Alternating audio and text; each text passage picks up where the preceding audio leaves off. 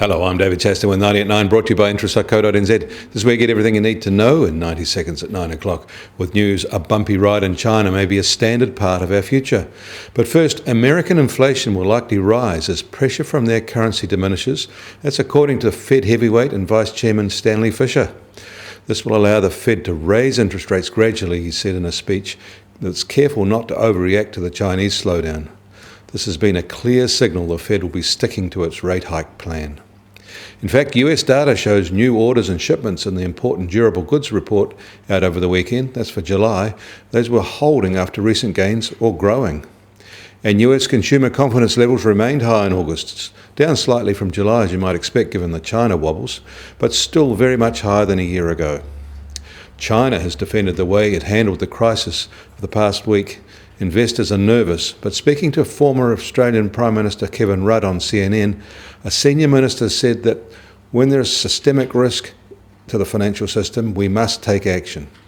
And he promised more restructuring of the world's second largest economy. China will be a source of uncertainty for some time yet, it seems.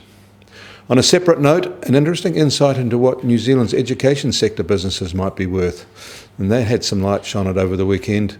Auckland-based Academic Colleges, a private secondary school operator founded by Dawn Jones and John Graham, has apparently attracted a private equity bid of $500 million on the basis of expansion opportunities into Southeast Asia. Kiwi reputation in this sector is clearly worth a lot. In New York, US Treasury 10-year yield benchmark held at 2.18%. In Shanghai, China's money market rates fell as the People's Bank of China's fifth interest rate cut in 9 months showed signs of success in bringing down borrowing costs after recent cash injections failed to do so. The US oil prices again sharply higher, back to $45 a barrel. Brent crude is back over $50 a barrel in a second day of frenetic short covering rally.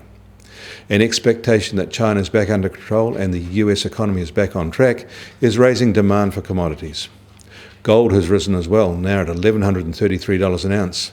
The next dairy auction is due on Wednesday morning and markets are signalling higher prices again there. New Zealand dollar starts the week at 64.5 US cents, is at 90.4 Aussie cents, at 57.9 Euro cents. The TWR is at now at 69.2. I'm David Chaston. That was 90 at 9, brought to you by interest.co.nz.